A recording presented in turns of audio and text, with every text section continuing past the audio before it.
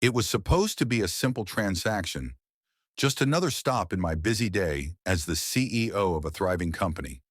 But what happened next shattered my sense of normalcy and took me to a place I never imagined I would go. As soon as I walked into the bank, I felt the cold reception. The teller barely glanced at me before dismissing my request. I tried to stay calm, but her indifference to my presence was unbearable.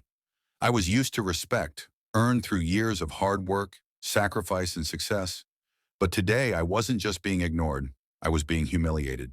When I asked for the branch manager, I thought it would be resolved.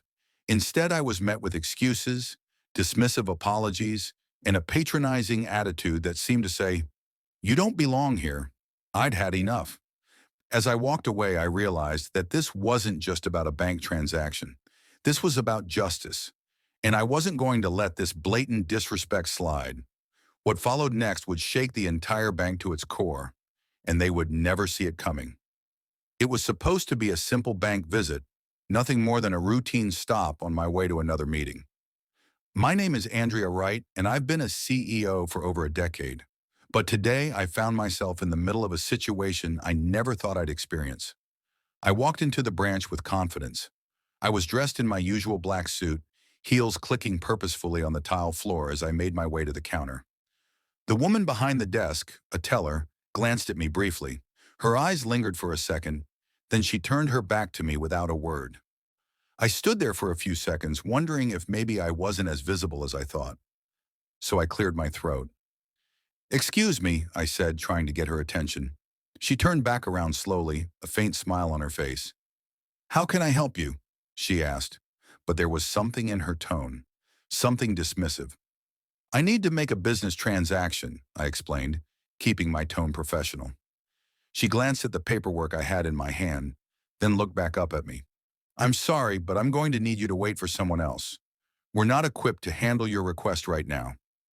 I stood there in disbelief. I was the CEO of one of the largest tech companies in the country, and here I was, standing in front of a teller who was refusing to help me. I tried to keep my cool, but inside, I could feel my heart racing. "Excuse me," I asked, my voice starting to tighten. "I've been banking with your institution for years. I'm the CEO of Wright Enterprises. My business transactions should not be this difficult to process." She didn't even flinch. "I'm sorry, but we're currently prioritizing other customers. Please wait your turn." I was shocked. Never in my life had I been treated like this. I stood there, fists clenched at my sides, trying to figure out what to do. This wasn't just about a transaction anymore. This was personal. I waited, but not quietly. I made sure my presence was known. Every time someone walked past, I made eye contact. But they ignored me, as if I was invisible. This was more than just bad service. It felt like an active dismissal, like I didn't belong there. But why, I wondered. Was it because of my race? It was a thought I'd pushed to the back of my mind for years, but today it kept creeping up on me. Minutes passed, maybe even an hour, and during that time I watched the same teller help others who came in after me. People who walked in, saw her, and got service immediately. They weren't even asked to wait. The sting of the unfair treatment grew with each passing moment. Finally, I couldn't stand it anymore. I walked up to the counter again, my pulse pounding in my ears. "I demand to speak with the branch manager," I said, my voice steady but firm. The teller didn't even look up at me. She pressed a button beneath the counter and muttered into the intercom. "Please wait here," she said, her tone colder than before. It took another 10 minutes for the manager to appear. The manager, a middle-aged man named Richard, finally approached. He had a smug look on his face, as if he were doing me a favor by coming over to deal with me. "Ms. Wright, what can I do for you?" he asked, his tone oddly casual. "I've been waiting here for over an hour, and this woman," I gestured to the teller, who was still pretending not to notice, "has refused to help me. She's treated me with complete disrespect." Richard glanced at the teller, then at me. There was no apology, no sign of empathy. Instead, he said, "I'm sorry you feel that way, but she's just following procedure. We have to prioritize other customers at the moment." I felt my anger surge. Other customers? Are you seriously suggesting that a CEO, a client who's been banking with you for years, is less important than anyone else? Richard's gaze shifted to my clothes, my briefcase, and then back to my face. I understand your frustration, but there's nothing I can do. That's when I knew. This wasn't just about an administrative error or a misunderstanding. This was intentional, and I wasn't going to let it slide. I smiled, but it wasn't a pleasant smile. It was the kind of smile you give someone when you've made up your mind about something, and nothing they say will change it. Thank you for your time, Richard, I said, my voice cold. I'll be reporting this incident to the corporate office. I turned to leave, but I didn't walk out the door. Instead, I paused for a moment, then walked to the side office where the rest of the bank staff was stationed.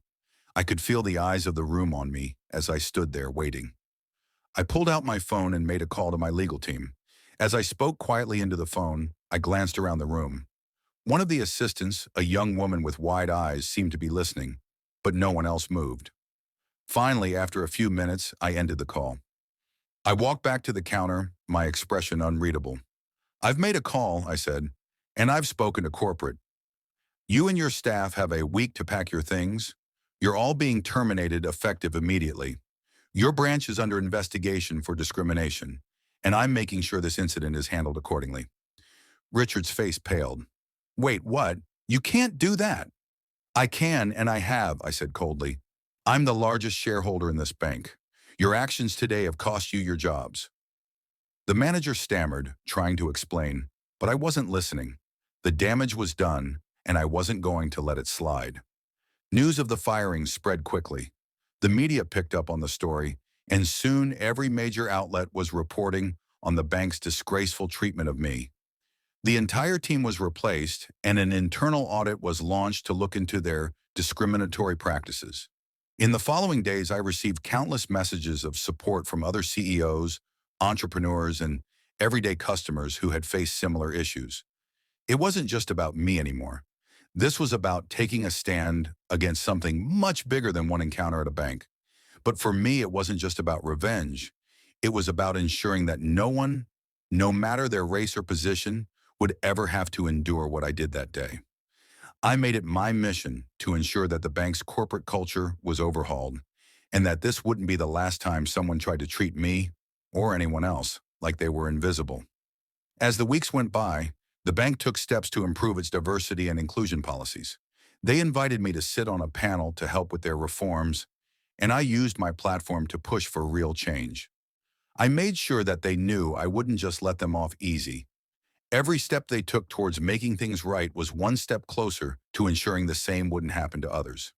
The branch, now under new management, began to regain the trust of its customers, but they knew they had to work hard to prove themselves.